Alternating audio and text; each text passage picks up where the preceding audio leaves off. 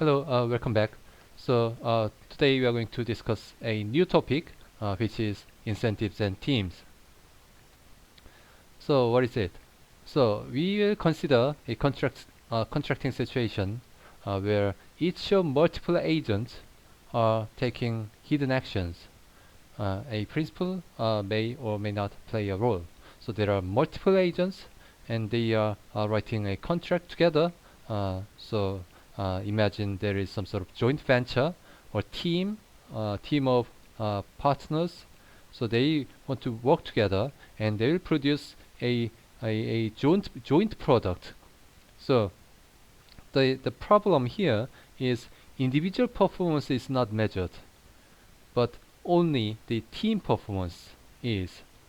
So imagine you're working as a team, and you work as much as 100, and your friend work as much as 200, and some other person work as much as 300, and then together you produce how much? 600.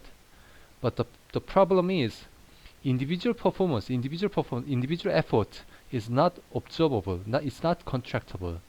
Only the team performance is observed, and only the team performance is subject to a contract. Then, as you can imagine, there is a problem. What is it? Uh, there is a problem of free riding. Okay, so we are now talking about a different problem, other than the trade-off between insurance and incentive. We are not going to talking about we are not going to talk about that anymore. Actually, we'll talk about that one more time later. But for now, there is no uh, trade-off between insurance and incentive. Here we are considering a different problem, which is free riding. Okay. Uh, Before we move on, let's look at these words, contract and organizations. So, as you know, the title of this course is Contract and Organization Theory, and but we are always talking about contracts, and the title of our textbook is Contract Theory, and informally I just call it contract theory. I just call this course contract theory. So then where is this organization? Why our course is contract and organization theory, but we are not talking about organization. As a matter of fact, organization is a contract by multiple agents, multiple participants. So if a contract is a bilateral contract, which means the contract by two people, then we call it just contract. Okay. But if a contract is a multilateral contract, we call it organization. So organization is simply a multilateral contract. So many people are jointly signing a contract. They working together. They jointly sign a contract and assign roles, etc., etc. Then we call it we call it an organization. So we are so whenever we consider a multilateral contract, we are talking about organizations. Okay. So we have discussed the relative performance evaluation in the previous lecture. So we are considering the models of models with multiple agents. But so if I must differentiate today's discussion from the discussion in the previous lecture, I will use this distinction. When individual performance is observable, then we use relative performance evaluation. We use RPE. So that's the model of RPE. When individual performance is not observable, but only the team performance is observable, then that's the model of incentives and teams, or the model of team production. So that's the topic of today. Okay. So when individual performance is unobservable, the agents have to share the surplus somehow. So they have to first arrange how to share the surplus. Then an agent can enjoy the benefit of others' effort while they cannot fully appropriate their own effort. Okay, so because they have to share the surplus, if I work hard, then you will enjoy the fruit of my effort, and if you work hard, then I will enjoy some fruit of your effort. Okay, so there is incentive for free riding, and that's the problem that we want to discuss in this discussion. So there is this problem, free riding. Then how can you improve the situation? How can you improve the efficiency of the contract?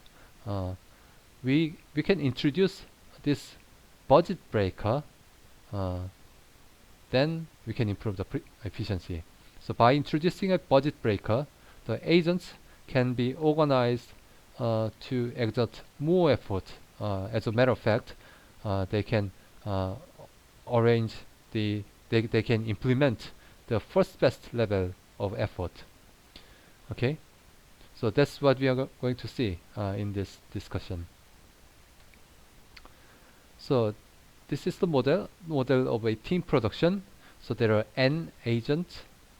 Each agent chooses action AI. Small AI is the effort, is the action as before, and output is observable. But the output is a team production. Is a team output. So output X is a function of A1, A2 to AN. So it's a function of everybody's effort. And individual performance is not observable. So there is no X1, there is no X2, Xn. Only the team production is observable and verifiable. So it must be contractable. So only the team performance, team output is contractable. And suppose this X is differentiable, weakly concave, and it's increasing, strictly increasing in effort. So if agent I puts more effort, then output will increase. So the output, for example, profit increases as an individual action AI increases, but the marginal productivity may be decreasing. Okay, so this is the assumption, but this is too abstract. So in later discussion, we will consider a more specific example. The payoff of the agent. So payoff of the agent I looks like this. U of mi and ai equals mi minus c of ai. The ci function is increasing and strictly convex cost function. So c is cost function as before. And what is mi? Mi is the monetary payoff given to the agent. So mi is money. Okay, so they will produce some surplus, and then they will share the surplus, and this mi is the monetary value of the surplus shared given to the agent I. Note that we are assuming that the agents are risk neutral, which means we are not discussing the fundamental trade-off between insurance and incentive. Maybe in reality, even in team production, there is the fundamental trade-off between insurance and incentive, but here in our discussion, we will just assume that there is no such thing, and we'll just focus on the free riding problem. Okay, so that's our strategy. We consider one problem by one problem. So in this discussion, we'll just consider the free riding problem. And UI is the reservation payoff of agent I. Okay, so here is more assumption. We'll assume that the output, the team production, X, is simply the sum of the effort, sum of AIs from 1 to n. And we'll also assume that epsilon, the random factor, log, is 0. What that means is there is no noise. So the output is non-random. This simplifies the problem, simplifies our discussion, but we can think of this case where this epsilon is not 0, but the point is the results, the conclusion will not be very different. So we'll just assume that epsilon is 0. So what that means is the aggregate action, the aggregate output is observable, but individual action is not observable. So individual action is not contractible. So that's the imperfection that creates the problem, that creates the inefficiency. But here we'll assume that the aggregate action is contractible, is verifiable. Okay, so here is the timing of the game. So the agents jointly decide how to split the produced surplus. So they write the contract and sign the contract together in the first stage, and in the second stage, given the sharing rule, so in the contract, the sharing rule will be written. Okay, so the sharing rule will be like, so you get 20% of the surplus, he gets 30% of the surplus, I get whatever percent of the surplus. That's the sharing rule. So that's written in the contract. That's basically the contract.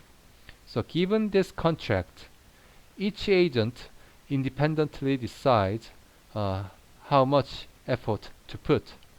So that will determine the size of the pie, that will determine the size of the surplus, and then they will share the surplus according to the sharing rule, or according to the contract. Okay, so that's basically the game. So in the first stage, they jointly decide how to split the surplus, how to split the produced surplus. That's the sharing rule. And in the second stage, they decide the effort level independently, and then later they will share the surplus according to the contract. Okay. So first, the first best level of effort. So this is the benchmark. So let's suppose the individual action is verifiable. So individual action is contractable. So let's imagine a contract which specifies, okay, player 1 puts this much effort, player 2 puts that much effort. That's all written in the contract. If anyone violates this, then that player will be punished. So that's all written in the contract. So then our question here is, what will be the optimal contract? What will be the best level of effort, the first best level of effort, or the socially optimal level of effort? So this is the socially optimal contract, because as I said earlier, so there are only the workers, only the agents, and they together decide. They jointly decide the sharing rule. So they want to maximize the joint surplus. They want to maximize the social surplus.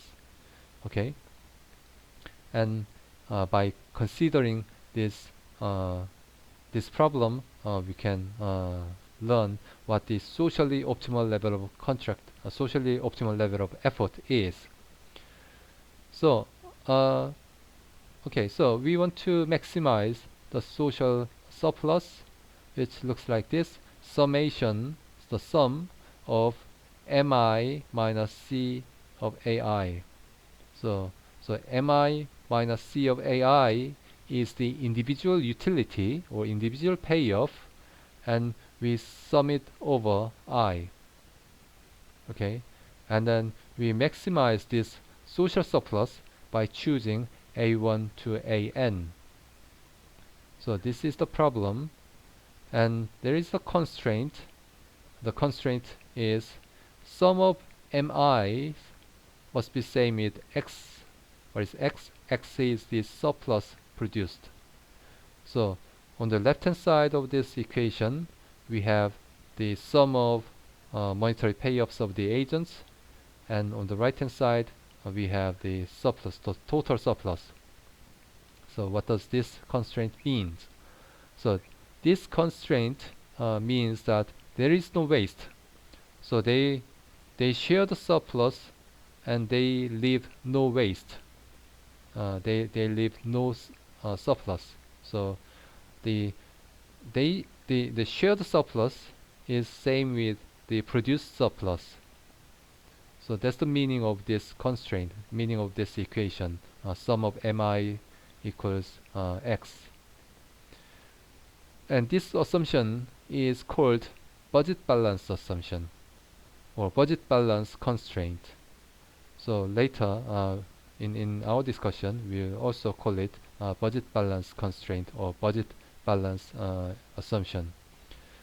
So what does that mean? So the budget is balanced in the sense that there is no shortage, there is no surplus. So the produced surplus is shared by the entirely shared by these agents or the workers or the partners. Okay, so this is the budget balance assumption, and it seems that okay, this must be the efficient way, right? So what's the point of call it budget balance assumption? Isn't it obvious for the budget to be balanced? So what's the point of considering this? As a matter of fact, this is not innocuous assumption. We'll have to relax this assumption. We'll have to relax this constraint. Okay. So yeah, and note that the choice variable of the maximization problem is a1 to an, and that the objective function is the social surplus. Or so basically the agents are maximizing the social surplus, and the outcome or the solution of this problem will be socially optimal. So the optimal level of effort A is characterized by this equation at the bottom. So 1 equals C prime of A FB. So here FB stands for first best. So the first best effort must satisfy this equation.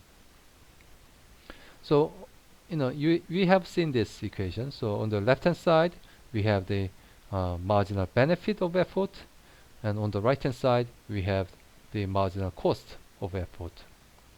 So how do we derive it exactly? So here is the way. So first we want to maximize the social surplus. The social surplus is sum of individual utilities. So on the first on the very left hand side we have this social surplus, which is the sum of individual utilities, and we can expand it like on the right hand side of the first line, and then we replace sum of mi's by x. Why is that? Because of the budget balance assumption. Sum of mi's must be same with x, the total surplus, the produced surplus. And by assumption, this x can be replaced by sum of effort, right? So from at the beginning, we assume that this team production x is simply the sum of the effort, everybody's effort. So x is sum of AIs. And then at the last line, you see that uh, the social surplus is simply the AI, the sum of AI minus CIs. And if you maximize this by choosing AI, then you'll get the first condition, 1 minus C prime of AI, which is exactly the equation at the bottom of this slide. So the optimal level, the first best level of effort is characterized by this equation, 1 equals C prime of A of FB. Okay, so this is the first best level. So this is the benchmark. And we want to see whether in equilibrium, even in the case that the effort, individual effort is not contractible, we want to see whether this level of effort is achievable. Okay, so let's consider that problem. So this is not the benchmark, so this is the problem that we are actually interested in. So this is the second stage problem.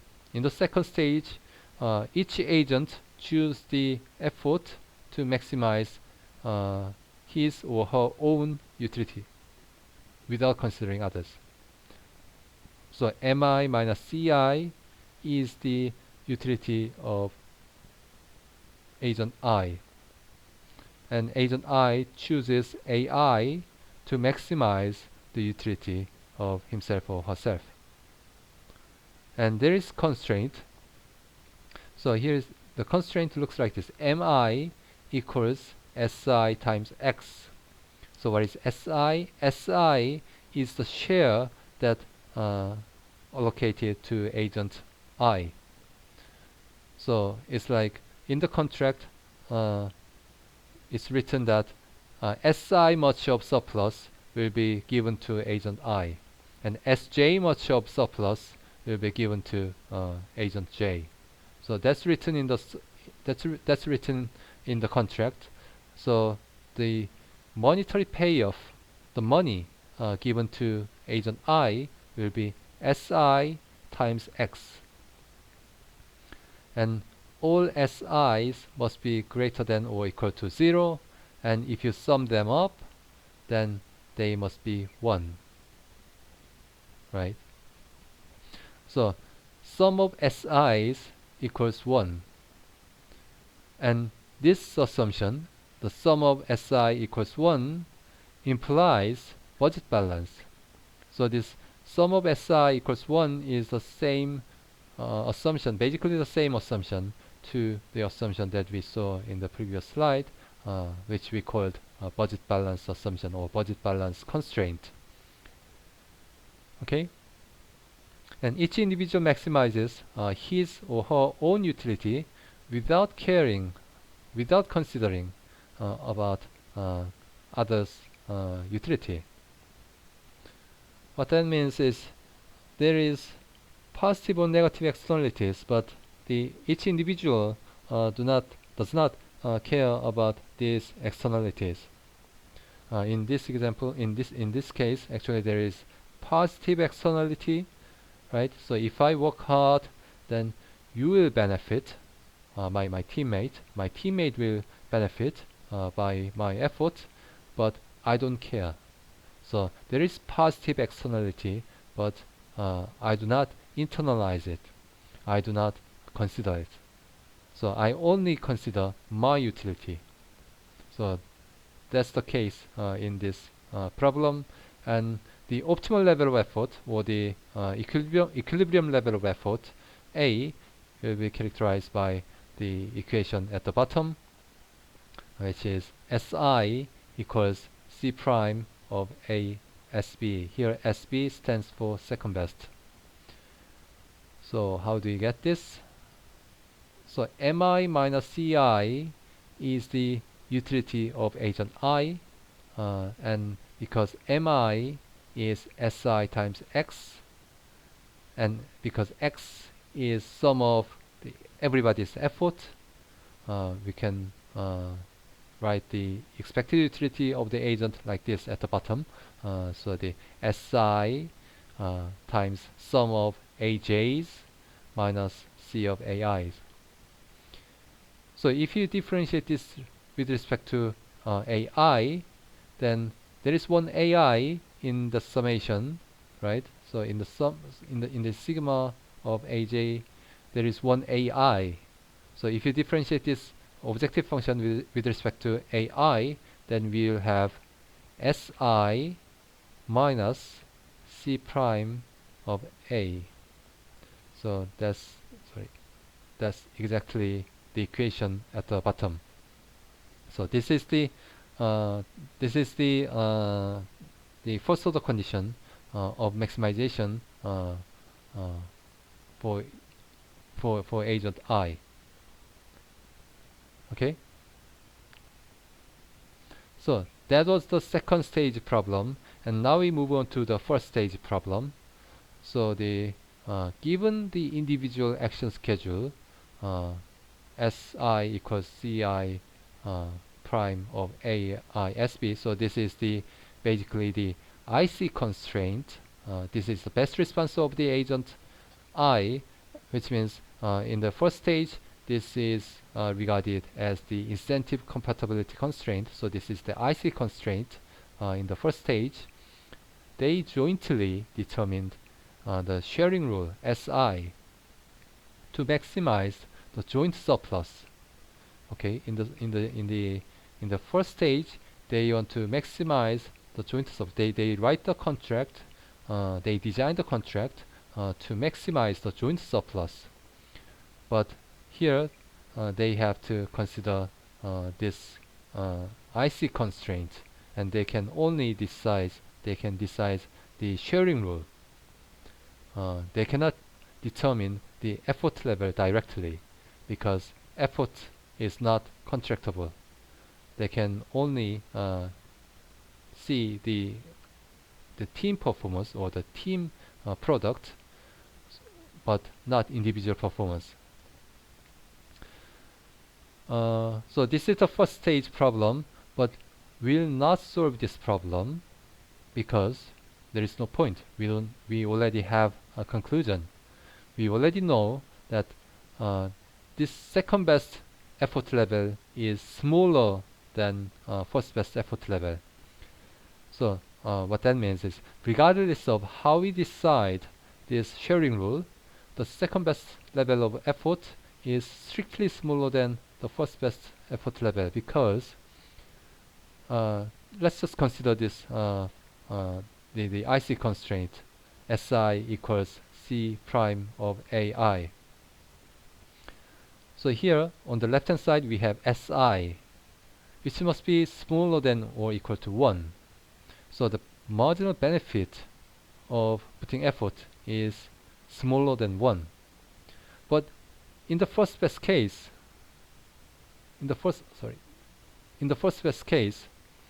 look at the bottom equation.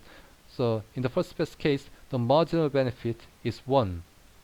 So what that means is AFB must be greater than ASB. Okay, you may say, what if SI, let's say S1 is 1. Okay, so the player 1 takes all the surplus. That will be the case. So S1 equals 1 means the player 1 takes the entire surplus. In that case, the player 1's effort level will be socially optimal. The player 1's effort level will be socially optimal, but all the others will put 0 effort because if they work, what's the point? Even if they work, they don't get anything. So they will not work at all. So only player 1 will work. So what that means is this sum of ASB will be strictly smaller than sum of AFB. So what that means is the second best is inefficient, and the source of inefficiency is the free riding problem. Okay, so that's the problem, and next time we'll discuss how we can fix this problem. Okay, next time we'll introduce this budget breaker, and next time we'll see how we can fix the problem. Okay, alright, that's it for today. Bye.